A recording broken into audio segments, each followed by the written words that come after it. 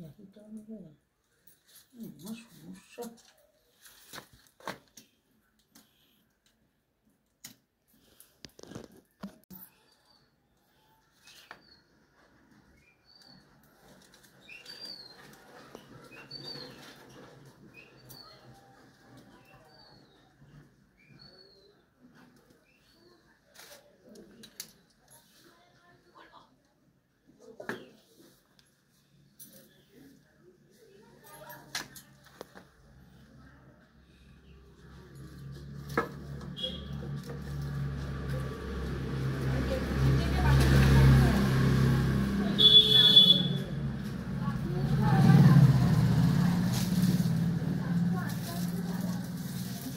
Hi friends, কেমন আছো তোমরা?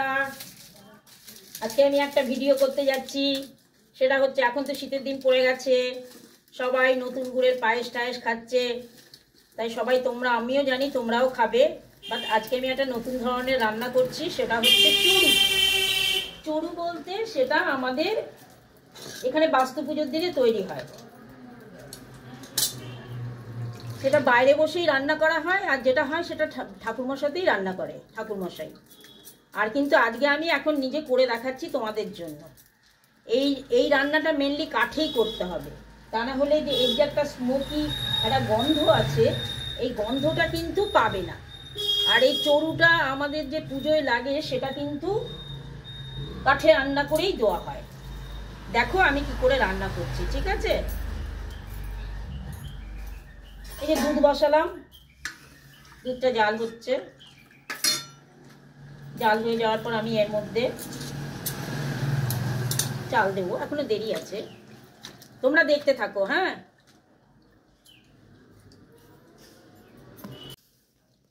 দেখো বন্ধুরা, আগুনটা যেন না নিভে যায়, এই জন্য আমি একটা দুটো করে পাতা দিচ্ছি। এই পাতা দেওয়াতে আগুনটাও নিভবে না, আবার একটা স্মোকি যে একটা গন্ধ চড়ু, সেইটা কিন্তু পায়েসে পাওয়া যায় না, একমাত্র চড়ুতেই হয়। যার জন্য দু একটা করে পাতা আমি দিচ্ছি, যেন স্মোকি গন্ধটা এতে চলে আসে। এই দুধটা প্রায় ফুটে উঠবে উঠবে করছে, এখনো ফোটেনি কিন্তু, তোমরা দেখো।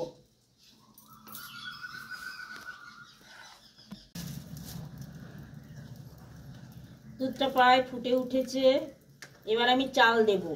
আমি 3 প্যাকেট দুধ দিয়েছি, সেই 3 প্যাকেট দুধে আমি আপাতত 3 মুঠ চাল দিয়ে দিচ্ছি। 1 মুঠ, 2 মুঠ, 3 মুঠ, আর এইটুকু আছে দিয়ে দিই।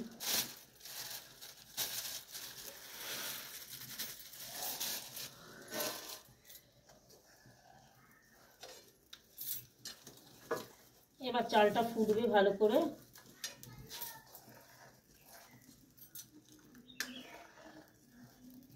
এটা আমাদের পুজোতে ব্যবহার হয়, ওই বাস্তু ভিটেতে দেওয়া হয়। বাস্তু যে ঠাকুর আছেন তার উদ্দেশ্যে নিবেদন করা হয়। একটা কলা গাছের আগার মাথাটা কেটে নিয়ে সেই মাথার মধ্যে এই চড়ুটাকে ঢেলে দেওয়া হয়, তারপর ঠাকুরমশাই পুজো করেন।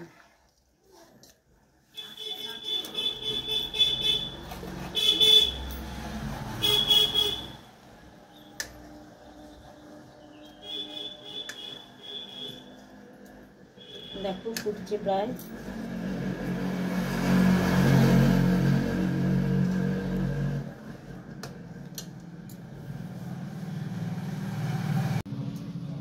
এই যে চড়ুর চালটা প্রায় সেদ্ধ হয়ে এসছে, একটু মাখো মাখো মতন হয়ে আছে। এবার আমি এর মধ্যে এই চড়ুতে গুড় দিয়ে দেবো। দেখো তোমরা সবাই, এই দেখো, আমি তোমার প্রয়োজন মতো গুড় দেবে, কোনো হিসাব বলে সেরকম কিছু করারও দরকার নেই, কেন কি মিষ্টিটা নিজের ওপরে।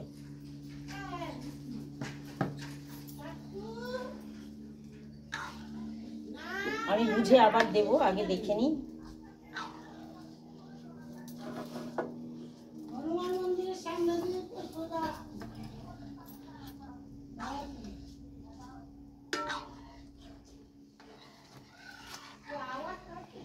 দেখো লাল হয়ে আসছে প্রায়, চড়ুর রং লালচেই হয়।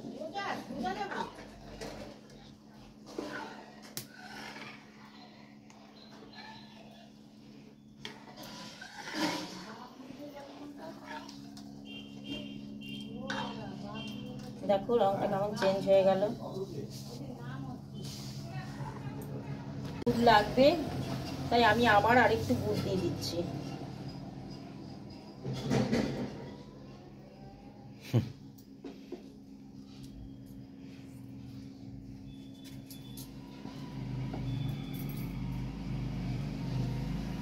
আর একটু গুড় দিয়ে দিলাম। এবার আমি চেখে দেখবো।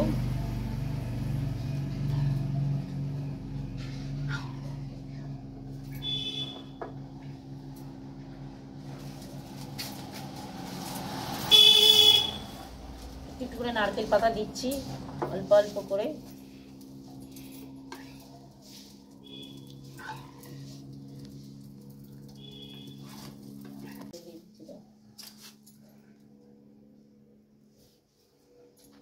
এবার আমি একটু খেজুরের গুড়, ওটাও খেজুরের, এই গুড়টা খেজুরের, আমি তখন বলতে ভুলে গেছিলাম বলে আবার বলে দিলাম, এটা খেজুরেরই গুড় হবে।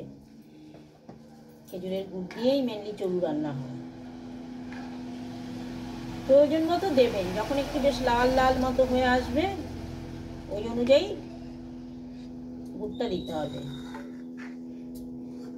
আর এই নারকেল পাতা দেওয়ার জন্য এর একটা সুন্দর আলাদা গন্ধ হবে, সেই জন্যই এটা এত খেতে ভালো হয়। বানিয়ে দেখবেন, ভীষণ সুন্দর হবে। পরে গুড় দিয়েছি, এই খেজুরের গুড় দেওয়ার পরে এই এরকম হয়েছে। এটাই মেনলি চড়ু। কারণ কি, এটার মধ্যে একটা সুন্দর গন্ধ থাকবে, যেটা পাতা, নারকেল পাতার যে একটা পোড়া গন্ধ, সেই গন্ধটা এটার মধ্যে থাকবে, যেটা এমনি আমরা যদি গ্যাসে রান্না করি কখনোই হবে না। এটাই চড়ুর বিশেষত্ব। দেখুন শেষ পর্যন্ত চড়ুটা এরকম হয়েছে।